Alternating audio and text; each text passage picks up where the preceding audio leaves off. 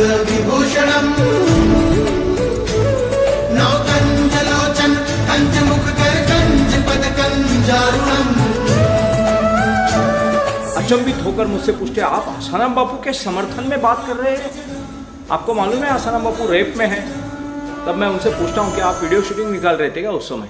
मुकुट कुंडल तिलक चारु उदार अंग विभूषणम् नौकञ्जलोचन कंचमुखकर कंचपदकंजारुणम्। बिन संतों का हिंदू राष्ट्र, संत कारावास में, और आप हिंदू राष्ट्र बना रहे? कौन से हिंदू राष्ट्र की बात कर रहे हैं? ईसाई मतांतरण वाले हिंदू राष्ट्र की बात कर रहे हैं? मुस्लिम लांगुल चालन करने वाले जिहादी आतंकवादियों के तलवे चाटने वाले हिंदू राष्ट्र की बात कर रहे हैं? कौन से हिंदू राष्ट्र की बात कर रहे हैं? क्या आसाराम बापू कारावास में नहीं है? आपकी सभ्यता की, आपकी धरोहर की, आपके पुरखों की, पूर्वजों की पुण्याई की रक्षा करने वाला एक कवच कुंडल कारावास में डालकर आपको नंगा खड़ा किया है देश में।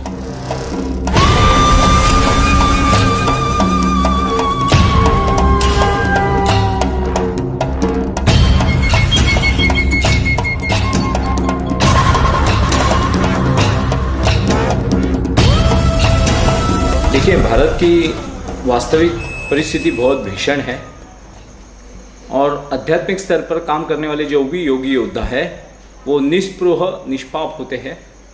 वो जो भी है वो सत्य का कथन करते हैं।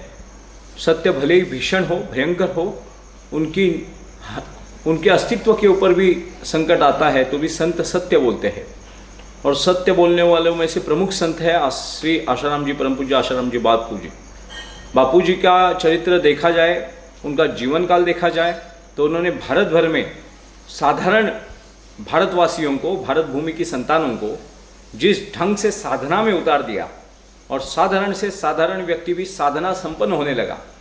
इससे जो परकीय चरित्रहीन भारत को मिटाना चाहते हैं विदेशी शक्तियाँ, जिसमें ईसाई मतांतरण है और जिहादी आतंकवाद है, इनकी कूटनीति के तले भारत भूमि के ये महान योगी योद्धा आज कारावास में पड़े हुए हैं। बहुत सारे हिंदू मुझे भी मिलते रहे हैं कि जो अचंभित होकर मुझसे पूछते आप आसाराम बापू के समर्थन में बात कर रहे हैं? आपको मालूम है आसाराम बापू रेप में है? तब मैं उनसे पूछता हूँ कि आप वीडियो शूटिंग निकाल रहे थे क्या उस समय? आसाराम बापू रेप में है? क्या आपकी बहन के ऊपर रेप हुआ है, आपकी माँ के ऊपर बलात्कार हुआ है, या आपकी बेटी का अनुभव बता रहे हैं? आप किस चीज़ का अनुभव बता रहे हैं? बोलते नहीं, वो न्यूज़ चैनल वाले दिखा रहे हैं ना। तो न्यूज़ चैनलों ने तो परसों किसान आंदोलन को जो एक्सपोज किया, उनके बारे में झूठ न्यूज़ दी थी, सरासर झूठ की। पुलिस ने गोली चलाकर उसके सर पे गोली मारी और वो मर गया। और बाद में पोस्टमार्टम रिपोर्ट और कोर्ट की समिति ने देखा कि वो तो ट्रैक्टर के नीचे आकर मरा है। और ऐसे झूठे पत्रकारों के ऊपर आप विश्वास रखकर आपकी धर्म की हानि को खुली आंखों से देखते हैं। आपके राष्ट्र को खत्म करने की, आपकी भारतीय परंपरा और संस्कृति की नींव 150 देश ईसाई बनाने वाले ईसाई आपके भारत को हरा न पाए, 56 देश इस्लामिक बनाने वाले जिहादी आतंकवादी आपको हरा न पाए, मगर आपकी संभ्रम अवस्था, आपकी भ्रमिष्टता, आपके चरित्र के ऊपर, अपनी परंपराओं के ऊपर लांछन उड़ाने वाले अपने ही गद्दारों के कारण आप हारते जा रहे। 150 देश ईसाई बनाने वाले ईसाइयों से नहीं हारे, 56 देश इस्लामिक बनाने वाले जिहादियों से नहीं हारे। तो इतनी नींव मजबूत थी हमारे धर्म की। ऐसे महापुरुष योगी योद्धा जो आशाराम बापू जैसे महान संत है, इनके कारण ही भारत आज भारत है। नहीं तो गांधार का कंधार हुआ, बामियान का अफगानिस्तान हुआ, सिंध, पंजाब और बंगाल का पाकिस्तान हुआ, बंगाल का बांग्लादेश हुआ, कश्मीर विवादों में घिरा हुआ है। धर्मांतरित कश्मीरी आज इस्लामिक ईमान वाली बात कर रहे हैं और अपनी पुरखों की परंपराओं से गद्दारी कर रहे हैं। और ऐसे भारत को बचाए रखने में जिन संतों का प्रमुख योगदान है, उनमें से एक आशाराम बापू जी है। हमें सबको ये समझना होगा कि आसाराम बापू कारावास में नहीं है।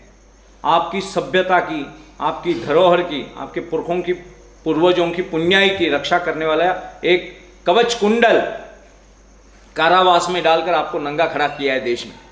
तो आप कैसे बचेंगे?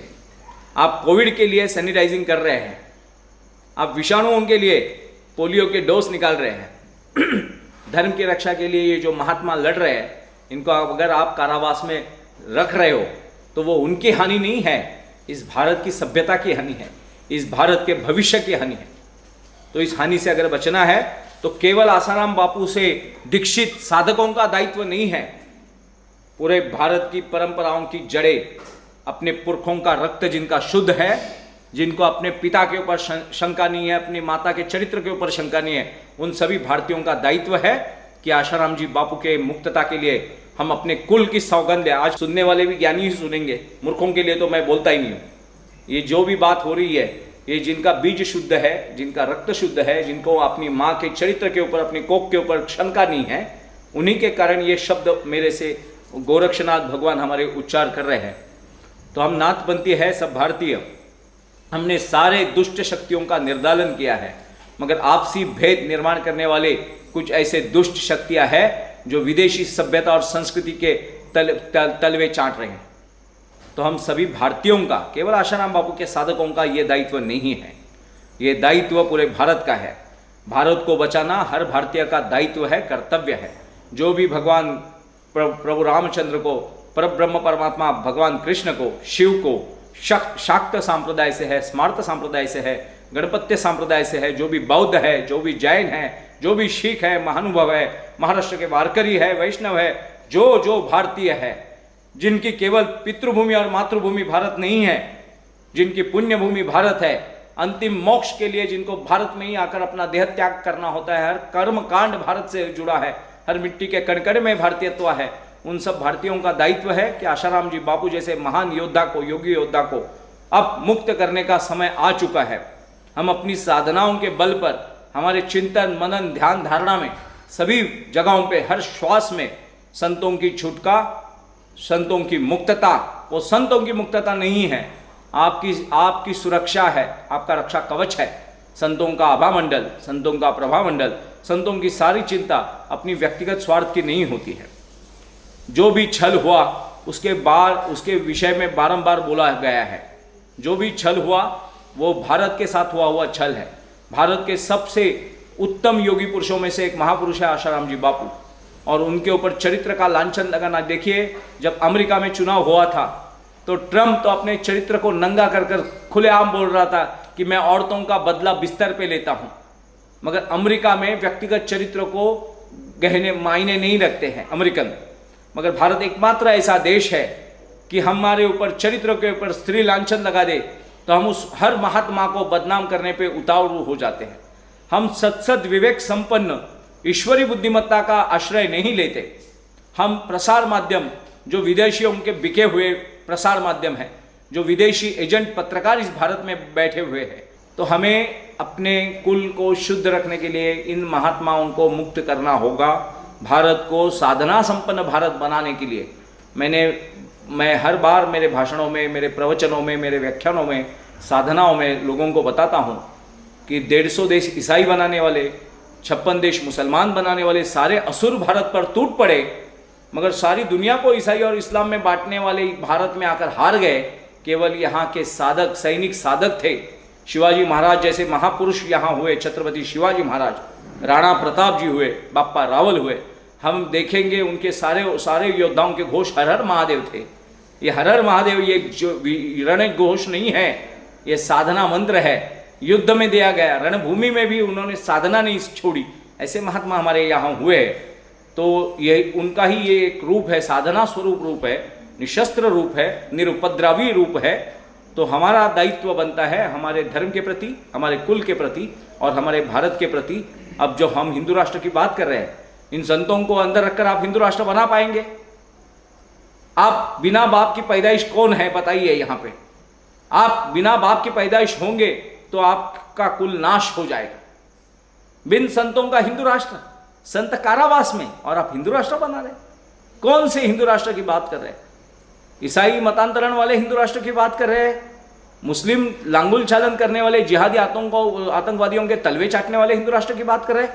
कौन से हिंदू राष्ट्र की बात कर रहे हैं? अगर आप हिंदू राष्ट्र के प्रति समर्पित है और सच्चे दिल से भगवद गीता को मानने वाले, शिवलीला को मानने वाले, ऐसे भगवान बुद्ध को पूजा करने वाले हिंदू राष्ट्र की बात कर रहे हैं, तो आसाराम बापू आज राष्ट्रगुरु के पद पर विराजमान होने अत्यावश्यक है। और इसी कारण हमारी साधना में तो वो होता ही है। जहाँ जहाँ मुझे आप कहीं भी बुलाएंगे वहाँ हम उपस्थित होंगे। इससे पहले हमने 5 साल निकाले हैं, बापू के कारण और पीड़ा भोगनी पड़े तो हमें आनंद है। तो हिंदू राष्ट्र की नींव रखनी है, हिंदू राष्ट्र की ध्वजा भारत भूमि में लहरानी है, फहरानी है, तो आसाराम बापू के, परम पूज्य आसाराम जी बापू के मुक्तता के लिए निसंकोच होकर कोई शंका मन में मत रखिए। कोई चरित्रहीनता उनमें है नहीं, वो तो लांछन उड़ाए गए हैं। कल कोई आकर आपको बोले, जो भी सुन रहे साधक, जो भी भारतीय सुन रहे, उन भारतीयों को मेरा प्रश्न है कि कोई आपके माँ के पवित्रता के ऊपर शंका उपस्थित करे तो आप माँ का गला काटोगे या माँ के ऊपर बलात्कार करने वाले उस दुष्ट का दंड दोगे? उन दुष्टों को दंड देने वाली संतानों का दायित्व है अपने माँ के ऊपर, चरित्र के ऊपर लांछन जो उड़ा रहे हैं, हमारी माँ के चरित्र के ऊपर जो दाग लगाने का प्रयास हो रहा है दुष्टों की शक्तियों के द्वारा, उनको हम दंड दे, ना कि माँ का गला काटे। तो आसाराम जी बापू कारावास में रहना यानी हमने अपनी माँ के पवित्रता के ऊपर शंका लेना है। नयनगिरी जी, महंत नयनगिरी जी को आत्महत्या करने पर विवश करने वाले आज कारावास में भले है, फिर आसाराम जी बापू के चरित्र को कलंकित करने वाले कारावास में कब जाएंगे? वो तो हमारा आपका सौभाग्य है कि बापू की